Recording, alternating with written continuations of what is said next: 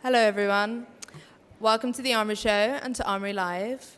It's my pleasure to introduce our second and final talk of the day, Who Gets to Be American? How has the American narrative portrayed by cultural institutions fallen short?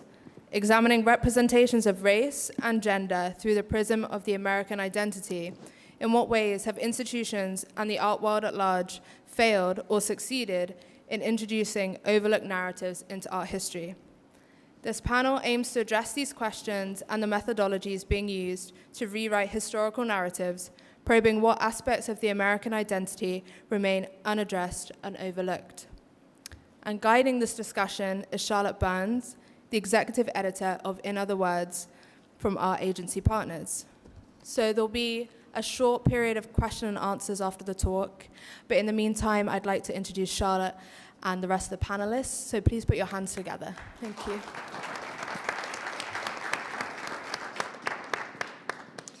Well, first of all, thank you all very much for being here, and thank you to our panelists. Antwaun Sargent is a critic and writer whose work on overlooked Black contributions to contemporary culture have been featured in publications such as The New York Times, The New Yorker, Vice, and our very own In Other Words. Lauren Haynes is the curator of contemporary art at Crystal Bridges of American Art in Bentonville, Arkansas. She joined the institution in 2016 after 10 years at the Studio Museum in Harlem.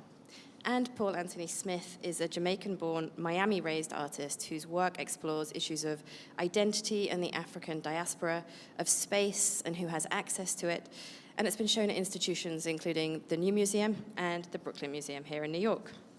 I thought we'd begin this with a kind of open-ended question to each of you, which is, what does it mean to you to be American today? By which I mean, do you identify with or aspire to certain notions of Americanness? Do you think there are national characteristics that express themselves in our culture, whether that's entrepreneurialism or American exceptionalism, an allegiance to the flag and freedom? Are there things that you feel define what it means to be a real American? Who'd like to go first? Antwaun? I guess I'm going to pick on you. I'll go first. I don't know, I think there are kind of national characteristics, like there is, the kind of this, sorry. I always get that. Someone's always yelling like, your voice is so low. I think there are national characteristics that we, they show up in different ways, I believe, but I think that there is a sense of a yearning to kind of get an education and practice, freedom and liberty and, pursuit of happiness or whatever. I think those are things that are constantly impressed upon us, and so I think that is. I think there are national characteristics. I think how they're shown or how they show up is kind of differently depending on different communities. Right, Lauren, what does it mean to you? Yeah, I mean, I agree, because I feel like there are these things that from when you're small, growing up, the things that you see about what it means to be an American, like song, like all of this that you sort of either you maybe buy into at a certain point, and then you realize there's sort of myriad of ways that that's just not always true, and what does it actually really mean? So it's hard to sort of, for me, to say, oh, yes, absolutely, I love the flag, like all these things, and it's like, no, but I am American, so it's hard to really put my hand on well, this is what it means, because I don't actually know how to separate sort of what it means from what I was told it meant, right? And what it was sort of said to mean. And how do you pass through that now? You're a curator at a Museum of American Art. How do you think about representing what American art means in the culture? Yeah, I mean, I think that working at a Museum of American Art actually gives some guidelines, right? So we think about that to mean the 50 states, the United States, but also we have a curatorial team sort of across time period that is really very much interested in pushing that. So sometimes you're American if you were here for 6 months.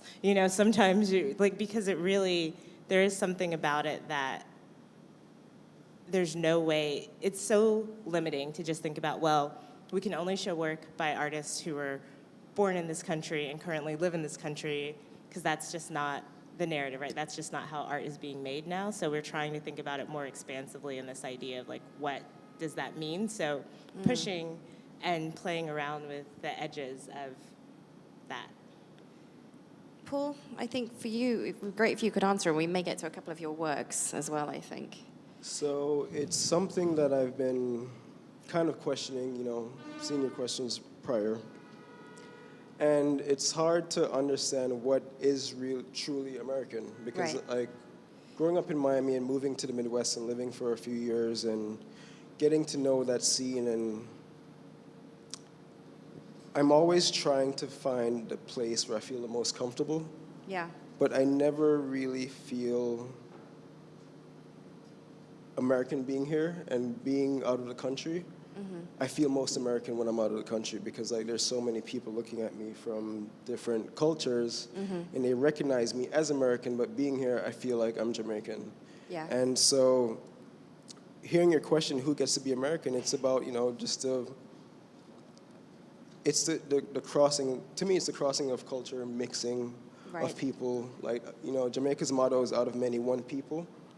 And I think the same goes along with what America is today, because it's starting to become this homogenized system of people from different cultures coming together and sharing their values and putting it on a stage, questioning their differences. And so I don't think there is any specific, distinctive way to be American. This work here, the title slide, it's a work of yours called Only in America.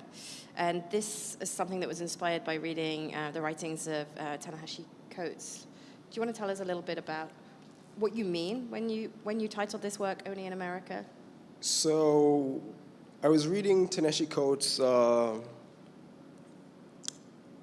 book, In Between the World and Me, a number of years ago, and I came across this quote, Only in America, which is based on Mike Tyson saying, only in America you could live in a mansion and be going through bankruptcy.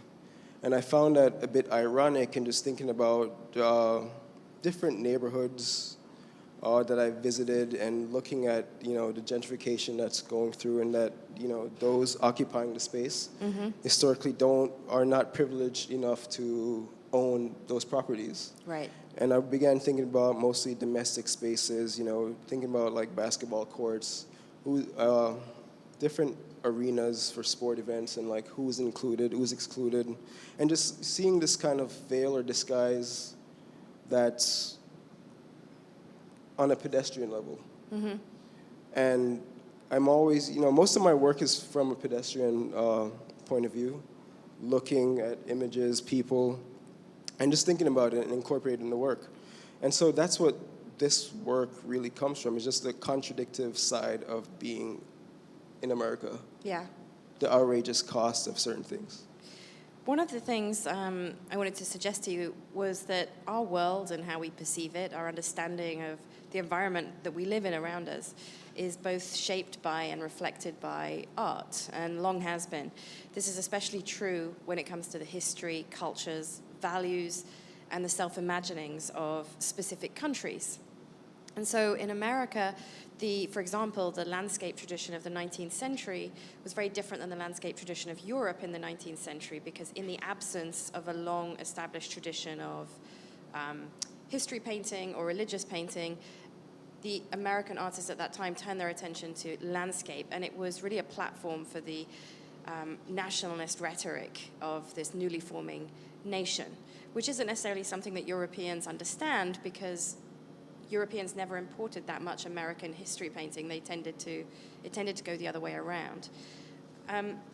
From those early landscape artists to Norman Rockwell, who presented a different idea of America, from Rockwell to the Abex artists, or to Warhol and Basquiat, there are certain artists in the history of art who have really been identified within this country and exported beyond it as truly American. Do you think that there are artists working today that are being exported in that way and also considered internally as American. Like Lauren, as you said, artists are producing work in a different way. It's a time of more porous borders, or has been. Do you think there are American artists in that same vein? I wonder, just because it is, again, that idea of you're most American when you're not here, right? Mm-hmm. So it's, well, who are the artists that are being imported and exported and looked at and being part of these larger conversations? I think that is the best way to really think about it and to understand.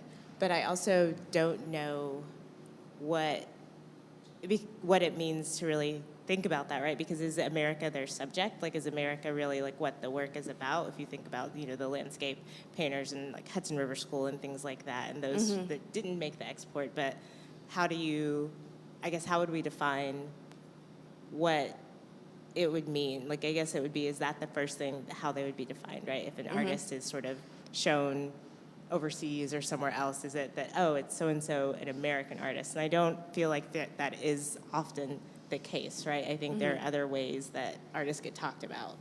One of the I think most recent examples of this conversation around America that's happened in London, it's around the show at the Tate, the Sullivanation show, and that was kind of an interesting case because you had essentially African American, or what they would just refer to as American artist being shown in an international context, right? And which is kind of interesting because there's a local history to that, like to kind of black nationalist struggle in kind of Britain that they did not, Did not address in that did show. not address, did not, show on the walls, for, various reasons, right? And so I think like in that context of the international or whatever, like we just had the show where you had, kind of this American art from the 1960s through 80s shown in kind of this international context, right?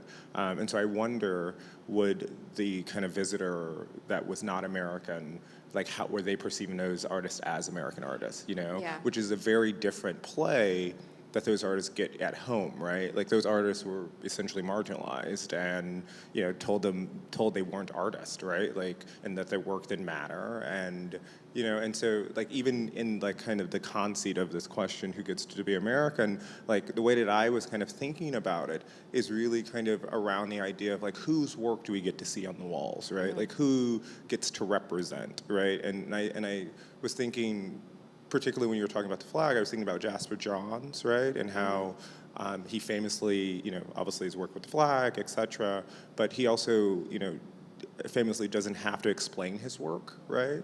And so there's this kind of,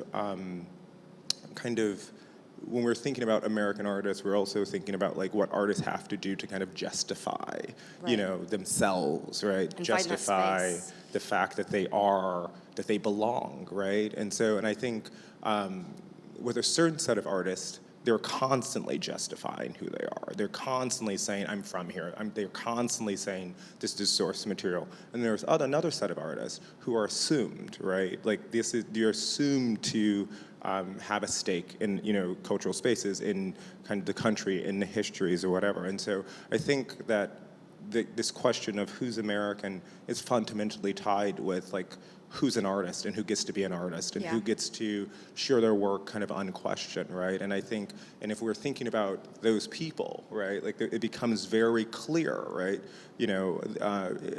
around racial and gender kind of lines, who those people become. And so I don't know, like when the first question that you asked around like what is the idealized America, or like what are the traits of America, it became this almost like idealized space, right? Because often you can say, well, it's about these things and those things, but who you see doing those things and have the freedom in terms of kind of movement with their bodies are not people like three of us on the stage, right? And so I don't know, it's kind of interesting because a lot of it's about kind of agency and representation and power and things like that, right? And we talked sorry, about that this. was a rant. Sorry. We talked about this a little bit in Well, there's two things here. One is the issue of representation, of seeing yourself in institutions. So it's not only who gets to make art, it's the audience who finds that out. And Antwaun and I were on a podcast recently with the artist Micheline Thomas and her partner and muse Raquel Chevremont, in which Micheline talked quite movingly about an exhibition that changed her life, which was when she saw the photographs of Carrie Mae Weems. She was in Portland, Oregon. She was training to be a lawyer. And then she did a 180 and became an artist because she saw herself in those works, and she saw a woman from the same place as her who looked kind of like her in making a career for herself and making powerful art, and it felt like a permission to do something else. And this is something that Antwaun has written about for us, this idea of how you see yourself. If you are an African American living in this country, probably the majority of the depictions, if you've seen of yourself in museums, are in beleaguered positions. And this brings us on to something. I want to go back to this idea of seeing yourself, the importance of representation, but I also wanted to go to, actually, Paul has a new body of work. We can see a few of these. This is a privileged sneak preview that Paul wasn't totally aware that we were doing until about 10 minutes ago. Here are 3 works, and Paul can tell us a little bit about the technique, which is picotage, a technique that comes from his ceramic practice.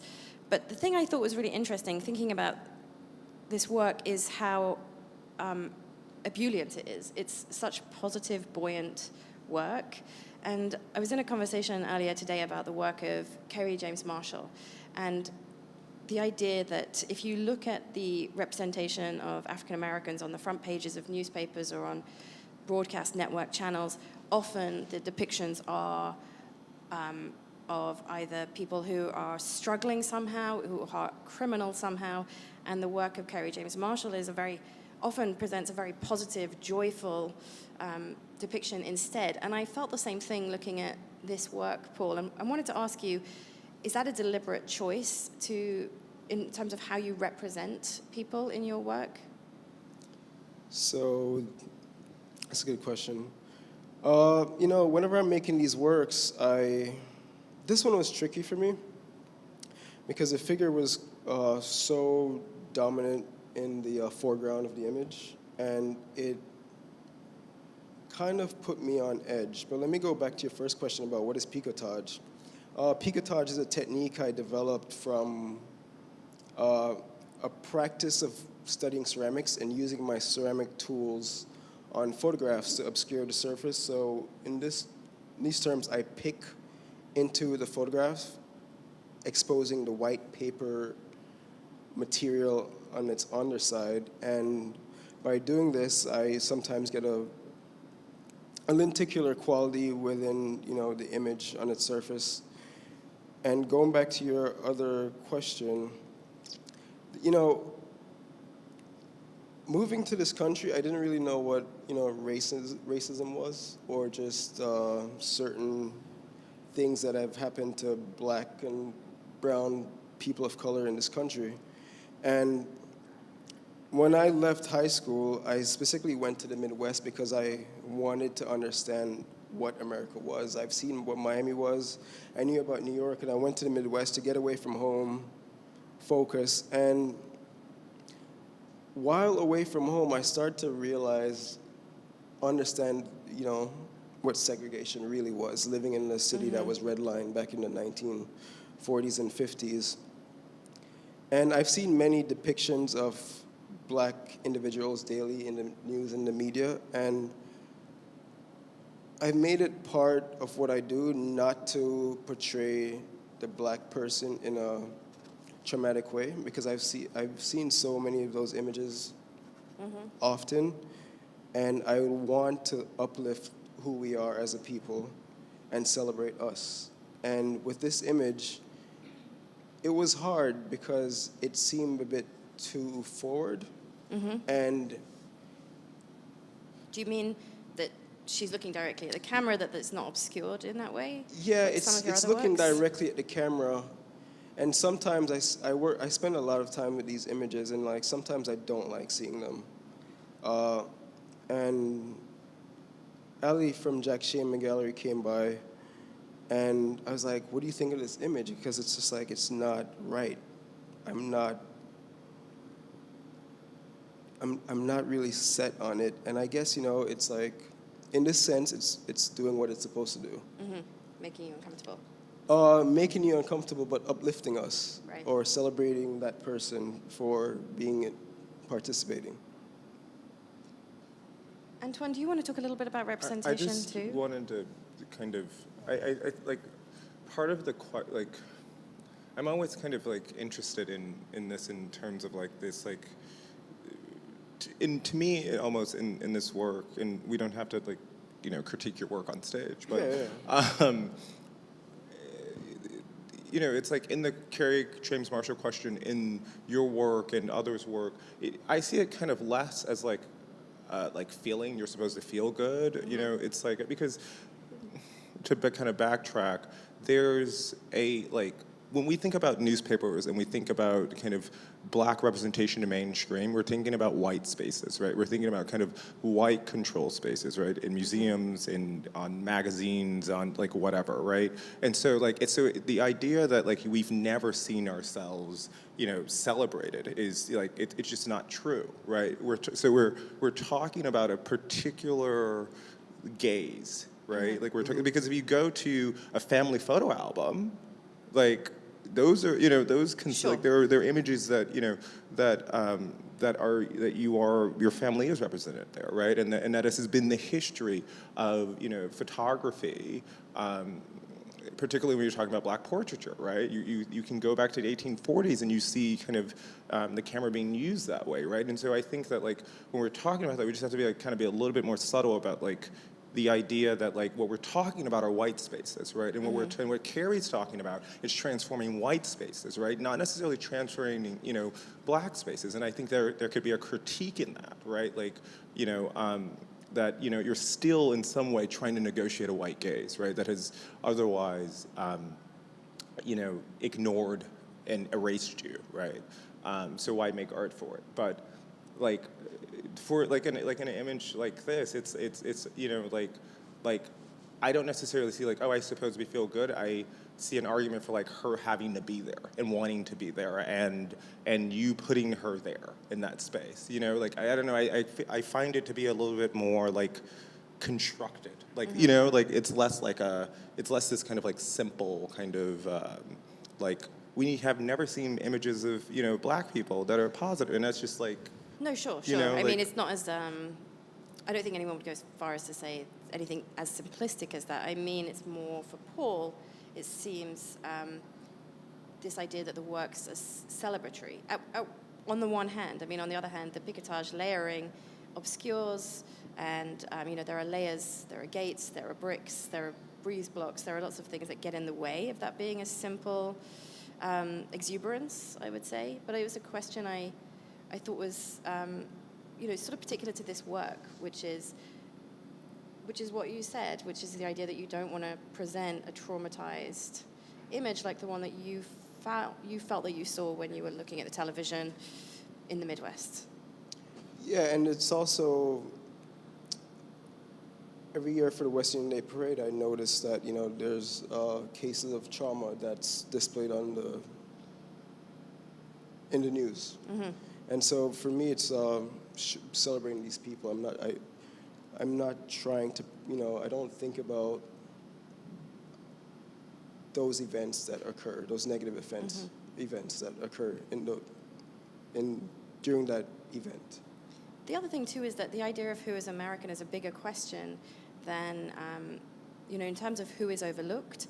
There's been lots of different communities of people that have been overlooked, or people that have been valued more than others, whether that's Asian American, women, African American. There's lots of different communities. It's sort of a very long, endless list, and the things that we see in the culture are the things that we value. Like Naomi McKeith wrote an interesting article for us last year about motherhood and the representations of motherhood in America, and Alison Gingeris wrote a great piece on sexuality and morality in America, the images that we've censored, or the artists who have been censored for showing explicit work, and how that's reconciled, like morality in the age of Trump. when you have, the politics of that prurience and overt sexuality are coming together in this political moment. So it's I just want to take a step back and broaden it too. When we talk about America, we're talking about lots of different aspects of that. And how do you feel that, this is really for you in a way, Lauren, like in what ways have the institutions and the art world at large failed or succeeded in introducing overlooked artists and their narratives into art history? Yeah, I think, again, that idea of overlooked, it's overlooked by who? Right. So it's this idea of the white institutions, mainstream institutions. The Studio Museum focuses on Black artists and artists of African descent and work inspired by Black culture. So there's an inherent looking at these artists that now we continue to have artists being discovered, right? Mm-hmm. It's like, no, this is not the case, right? Like it's the overnight success exactly. story. It's like, oh, really? No, they've had shows, they've been having shows. It's just now people who make these decisions, curators, directors, museums, collectors, everyone are starting to look in different places because they also realize, oh, wait, I'm being left behind, right? Like I'm missing this trend, and also realizing where as a country we're going, and that we can't continue to sort of show the same 6 people and do the same shows over and over again. So I think, yes, we know that there's just a long history of institutions sort of talking to each other and looking at the same artist, and often those artists are white, often they are men, and it becomes this cycle that we all know, and we know it's changing, but I also sometimes wonder and question if it really is deeply changing, right? Because I think there's some institutions who are making great strides and really sort of putting, money where their mouths are, like everything it's happening, but then there are people who almost are just, it's like another box that's being checked, right? So it's the same thing, like women, it's just like, oh great, we did that show, now we don't have to do another show, we don't have to think about it. So I also think that it's making sure that we don't, as a field, start patting ourselves on the back. Yeah, I think that happens. We did a big data survey last year in collaboration with ArtNet News, looking at the representation of African American artists in US museums and in the international art market. We surveyed 30 US museums, large and small. Around half were large museums, the best attended in the country, that we felt spoke to mainstream taste, power, and wealth. And then we spoke to some leading urban, suburban, and university museums. And this is a moment, the idea for this came around because I was reading so many articles that were saying, this is a great moment for African American artists. And I was thinking, I could write an article about this tomorrow, and it'll be the same thing as every other article that's ever about anything to do with progress in the art world, which is not a world well known for its factual bases. So, I will ask some people, they will say, we're making progress. I will ask other people, they will say, we're not making enough progress. And in the end, the article will land on, we've made some, but not enough, which is where these articles always land. And so we wanted to find a different way into that and try to find some facts. And it was quite staggering, the extent to which the progress has been quite recent. It's really only in around 2015 that you saw institutions begin to collect more. It's by no means consistent. There were certain places that were collecting more than others. And things really took a jump in 2017. And when I say a jump, it's still small. It's still 2.3% of all the works that were acquired by the museums in that period were works by African American artists. And then we ran those names through the market, and you saw that the market had really exploded in 2018. But when you say exploded, you mean the Jean-Michel Basquiat at sort of 1.3 billion, and then there's 5 artists at around around half a billion, and then everyone else. And the everyone else is quite small too. If there were 775 artists in the museums, there were 300 and something on the market, and really only 20 maybe with really substantial markets. And so it was quite interesting to see that the rhetoric of progress, the needle hadn't moved in any way near the way that you might suggest because of these totemic events like the popularity of the Kerry James Marshall touring exhibition or the record sale at auction of works. So there is change, but it's not actually clear yet whether that change is more than a moment in time or it's a systemic shift, because it's relatively recent. And we're in the middle of doing a data study for women, and we were preparing ourselves for an onslaught of data, and it's sort of trickling in this quite subdued fashion. It's like, oh, maybe this isn't going to be very good either. So, But just to kind of add to what you're saying is that that's the problem with representation, right? Like that's the problem with, giving Black artists programming, right, but not giving them shows, right, which is something that museums do all the time, right? And so it seems as though, there are more, artists being represented, but they're not. They're just being invited to speak, right? And then also just this idea that Lauren was talking about is that, you need institutional change, right? Like actual systemic change that's going to kind of last beyond, kind of the hotness of a moment. But you also need to, like, not give the same 5 Black artists museum shows, right? And if you look at kind of the coming shows at the major New York institutions, like, the same name pops up at a few of them in the same year. That's true of all museum shows across all races and genders, that you see a consolidation around the kind of tried and tested artists. I think my point is that if we're saying that there is difference happening, then like show the difference, right? Like I don't think that the goal for any Black artist or any kind of is to be incorporated into the system as is. I think that is where, like, because the system as is the same system that excludes those artists, right?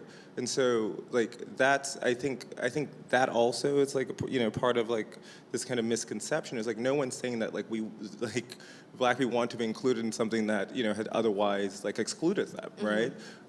And so that's what's kind of so also interesting, or just an interesting layer, a part of this conversation is that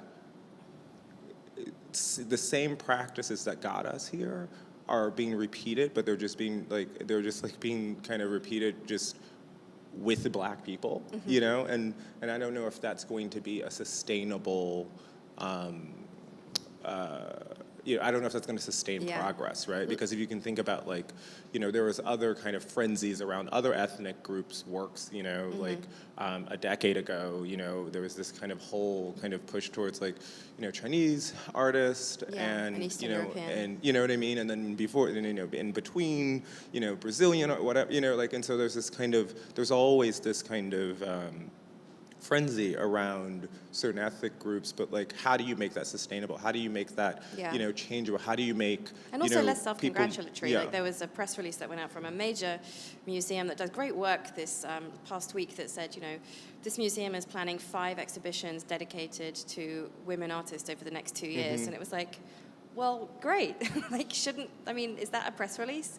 Wouldn't it be great if that were just like something that you did? But that's a question of like, and we've had this conversation so many times, but that's a question of like when the people that's a question of like the writers are reflected in institutions too, right? Like that's like we have a pretty kind of uncritical like white like art press who is just going to say, oh yeah, like that's progress, and not kind of like think about like, does it make sense for a museum to expand, in size and say, oh, we're doing this because we want to show more women and African American artists? Like the 6 floors that you had couldn't do that, I think there's like this like just lack of like, I think we all want to get to a certain place of like being diverse and being truly American and having our values reflected, but like the like wanting to get there and actually the doing of the work, as your survey kind of suggests, there's a huge gap between that, and we are, congratulating ourselves, as Lauren said, way too early before there's been like years and years and years of actual progress. Lauren, how do you see it in your institutional position? Yeah, I also think we need to start looking past the same 5 or 6 institutions that we always look to for fair. guidance and to like make these changes, because they may choose to continue to do it. They may just do it for a minute. But I think across the country, there are institutions, big and small spaces that are doing things that are, it's in a way, it's almost easier for them to have these Yeah. conversations, right? Because maybe they're not in a major city center, maybe it's a smaller team, like there's just ways, but they've been doing this work consistently. So how do we also think about opening up this idea of the institutions that we look to for guidance or to make these changes, because they're there, right? They've been doing work. There are curators, there are directors who have been doing this work. So how do we also make sure that we're not leaving them out of the conversation? Yeah. There was something, that's about the exchange of ideas, in a way. How do you have better exchange? Which is to do with who commissions exhibitions and then takes exhibitions. And how, I mean, there's so many factors complicating that, because it's also about how culture gets written about, which is to do with media and local media is even more acute crisis than national media. So it's how those stories surface, but that's absolutely reflected in the data we did. The smaller museums had been doing this work for a much longer period of time, and in a way it's really easy to see the impact of an individual. Like one individual would join an institution with a particular vision, and they would see that through. And to some extent, it's a function of necessity. A lot of these smaller museums are locked out of the mainstream contemporary art market anyway. They can't start building a great Abex collection now. So, you have to, and you're not going to be gifted those things by your patrons either. So there's an entirely different ecosystem that got built up. And I think you're right, Lauren. How do you bring more attention to that? Like as a future way of expanding the way that we talk about American art, how do you do that institutionally? Do you collaborate with colleagues beyond the traditional centers? How do you think about building up those networks? Yeah, I mean, I think being at an institution that is kind of not directly, but almost directly in the center of the country, it's been something that I think a lot about, and being in a part of the country that I had no idea about before I moved there, right? It's Arkansas. I grew up in Tennessee, but the South is not just one big thing, right? It's very different. So really also learning what it means to be 15 minutes into Missouri and Oklahoma, like all these parts of the country that growing up in New York are out there. And so thinking about, well, actually, a lot of places are 5 hours away from Bentonville. You can get to Dallas in 5 hours. You can get to Memphis in 5 hours. You can get to St. Louis in 5 hours. So what does it mean to be in a place, in a part of the country where you can have access in a way, right? You can get in your car. I don't necessarily. I get in someone else's car and ride with them. But if you like to drive, you can drive and do this and be able to have these conversations. So I often see curators from Tulsa that come to our openings. We go because there's an exchange in a way that here in New York, you just are going to other institutions that are maybe a subway ride away. But when there's nowhere that close, you do have to think more expansively, and you do have to think about who are these partnerships and who are the artists that they're looking at that you can also learn about in a way, which I think is really important. Paul, for you, how do you think about that as an artist, finding your way into, like, how do you think about your career in that sense? Like, where do you want to show? Where's your dream exhibition? Who are your dream collaborators? Or do you think that way? Sometimes I do, and sometimes I kind of like put it aside and put my attention into the work. Because I think the work needs the attention. It's like the institutions are going to come over time, so I don't think I could force that. Are institutions important to you? If people were buying your work, would it be important that they were institutions as opposed to private collectors? Does it matter to you who buys the work? It definitely matters to me because I want them, this might sound strange, but I look at them as kids and I want to see them flourish out in the world. I don't want them to be locked off into a private collection always. Because I want to show examples of who we are as a people, and for having the younger generation come in, see that, and emulate and grow. Does that make sense? Yeah, no, absolutely. Yeah, I think that. So I think we're almost at the end. We're going to open up to questions in a moment, but before we do, I'm going to ask each of you a somewhat tough question, which is, if the goal that we've been discussing is this idea of a more expansive view of America, what are the what are the next steps to get there, to maintain and build on and develop and accelerate? I think, as an example, I really like the way that the Brooklyn Museum, and I wrote about this for you guys, is the way that the Brooklyn Museum did their rehang of their American art galleries. And it was a series of like different shows, and there at one point it was like Mickalene Thomas across from George Washington, you know, kind of stately portrait, kind of looking out, you know, and he's looking out and he sees, you know, kind of this fabulous kind of, you know, 1970s kind of, you know, odalisque, right? And I think that exchange symbolically is kind of what I want kind of, you know, for like in terms of like the type of America, right? Like where those two, you know, paintings or those two bodies can kind of live in a real kind of way, like with some sense of equality, right? And have some sense of, you know, beauty status, and that is equal, right? And that So integrating without absorbing. yeah, exactly. Or that, like, you know, you have to, you know, kind of, you know, desecrate one for the other, right? I think, like, our history is our history, and, you know, we have to just kind of be more robust about how we're thinking about that history. And I thought that, like, that curatorial kind of touch or approach was to kind of put your history in conversation with each other, opposed to kind of lock off this, you know, these set of kind of paintings for these kind of paintings or whatever. I think that kind of offered hope kind of in an institutional way, for me, at least. Lauren?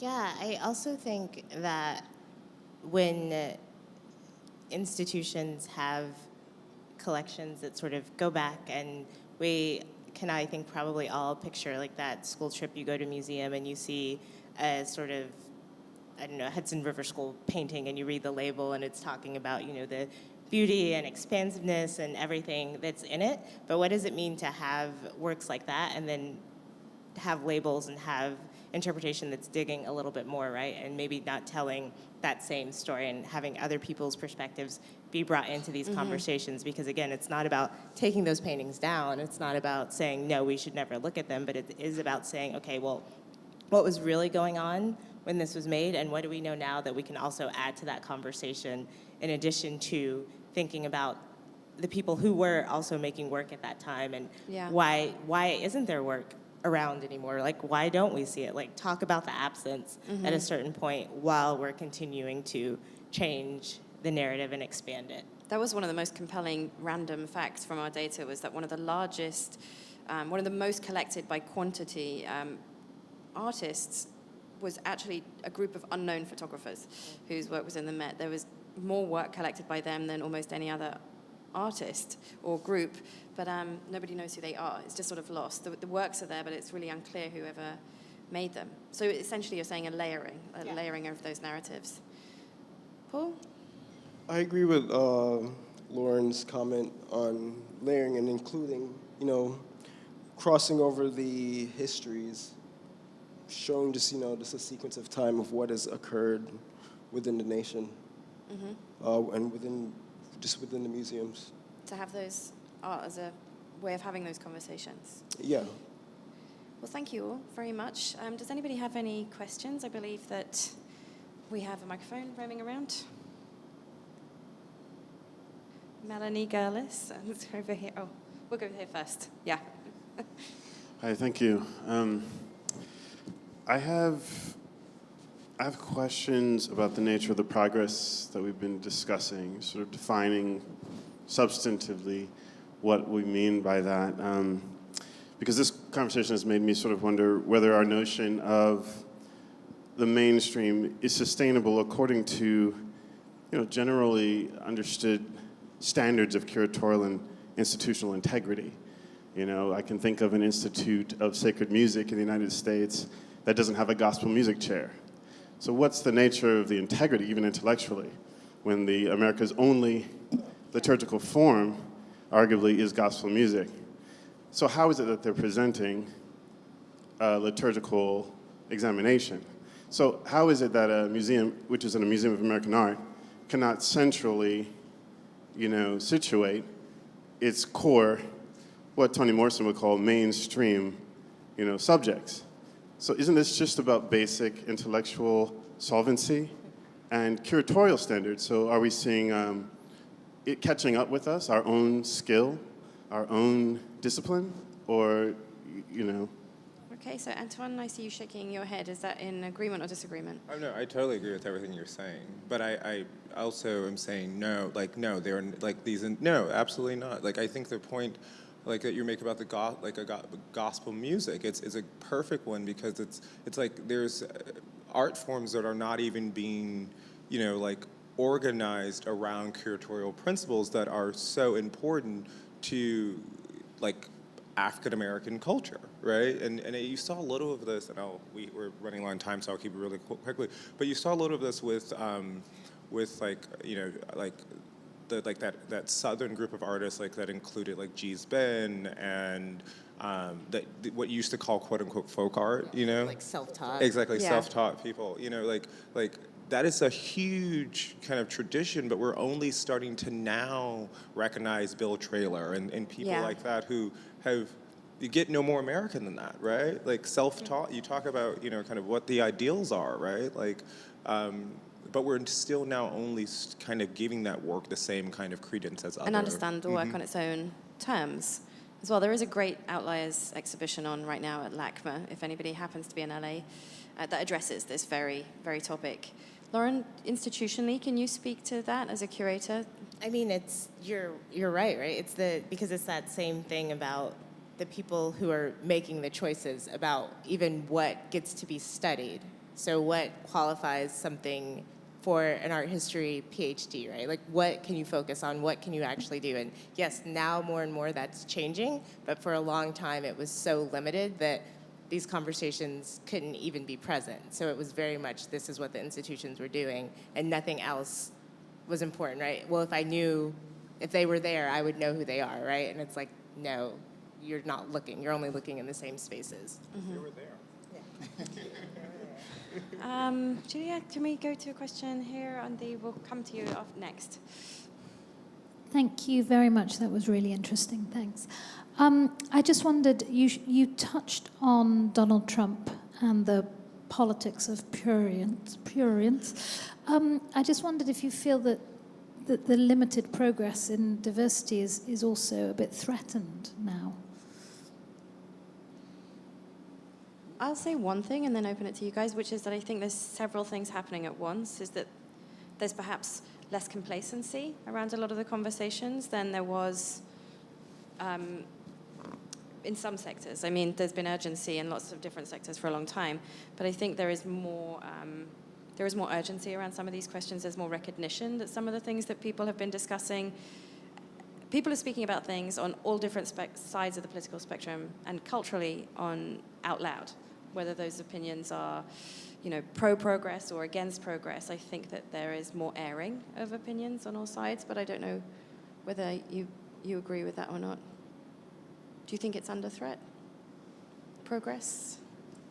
I mean, I think progress is often under threat. I think there are a lot of things now that are maybe more under threat than the progress. I think maybe the progress is sort of sneaking in under the radar a little bit because there are bigger things that people are worried about. But I think also the progress often comes from people who are used to being under threat, who are used to sort of fighting for things often. So I don't particularly think that's going to stop. The lady at the back.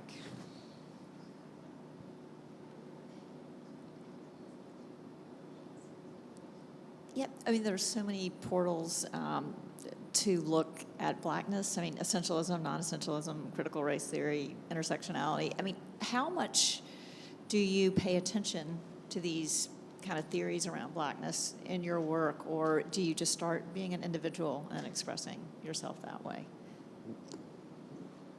Is that question addressed to everyone or to Paul? So what's your question? I didn't hear you clearly. Just do you pay attention to different theories about race? I mean, essentialism, non-essentialism, critical race theory, intersectionality, or do you work as an individual primarily and then let your race seep into it, or are you identifying with race primarily in your work? You know, I don't really go towards race first in my work. I'm black, right? And I think James Baldwin said being black is always going to be political.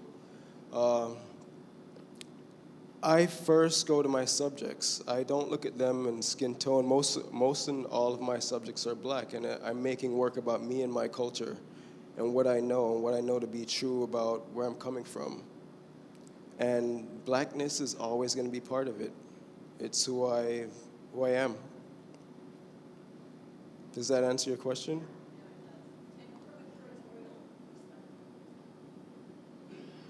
I think, from a curatorial perspective, part of the work is responding to and talking to and thinking about what artists are doing, but also putting it in conversation with other artists and writing and things that have been talked about. So I think, yes, there's definitely a, turning to the work of people who are much smarter than I am to help me think through some of these ideas, but I don't think it's the only way forward, right? And I don't think it relates to all black artists, right? Because there are some black artists who, shocking, are not making work about blackness and their experience. Mm-hmm. And so it's not necessary to talk about that in that relationship, but then for artists who are, right, you do want to go to these writings, you do want to go to these scholars and really have it be more grounded and not just an opinion.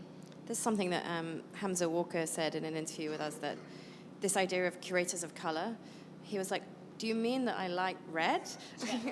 Or do you mean, you mean the color of my skin? And, there'll only really be progress when it's not identified in that way, you're just a curator without that kind of, the way of describing it. I think we're almost done. Maybe you have time for one more question? Hello.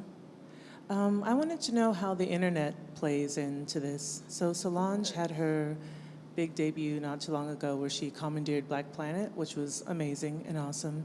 And I'm wondering if maybe this idea or this kind of underlying idea of leveling the playing field in the art world and the art market is maybe the wrong idea, and we should just be looking to do our thing, sort of the way Solange seemed to do her thing with commandeering BlackPlanet and made everyone's head turn towards her rather than trying to integrate into a system that's not really for us, by us, so to speak. So I'm wondering, it's an open-ended question with just a few ideas, no direct. I think we should send this to Antwaun since he just spent the past few days. Yeah, but I'm also with interested in the Solange as well. curatorial perspective as well, since you're within the institution. Thank you. I think yes, right? I think it's a yes and. I think we should, look towards other ways of talking, other institutions, other spaces that maybe aren't even a museum, right? Where are the spaces that people feel comfortable, and where can we take art? How can we, again, let people see themselves in all the ranges that exist? So for some people, that's going to be the museum. So I don't think we can dismiss that completely, but I do think we can be more expansive and look to other modes and, take over whatever we need to take over, I think. Yeah, that's so funny. I think that a couple of days ago when I had a conversation with Solange about her new album, what she was kind of interested in is creating spaces for herself primarily. Mm-hmm. And so whether that was in the film, or was that, taking over BlackPlanet, or if that was, kind of using, technology, or was that in the sound or whatever, for her, it was pretty kind of much about being reactive to your own needs and creating worlds out of that, right? Mm-hmm. I think that there's any number of kind of things, institutions that people are creating, Underground Museum in LA, Rick Lowe's space, and with their award, what the Astor's doing, Joanna's doing here in New York, where people are thinking about their community and thinking less kind of traditionally in terms of big institution, but what do my community needs now in terms of artistic production. But I also think that then applies to kind of some of the kind of kind of digital art that you're seeing too, right? People are creating kind of art in the ways in which like they understand the world, right? And so some people understand it digitally, some people understand it institutionally, and I think that it is a yes and, right? Like that we're allowing for the creation of that work, but also then giving that work the kind of academic rigor or kind of thought and rigorous thinking that it deserves, right? Well, I think that's our time up. Thank you very much to my panelists. Thank you all for coming.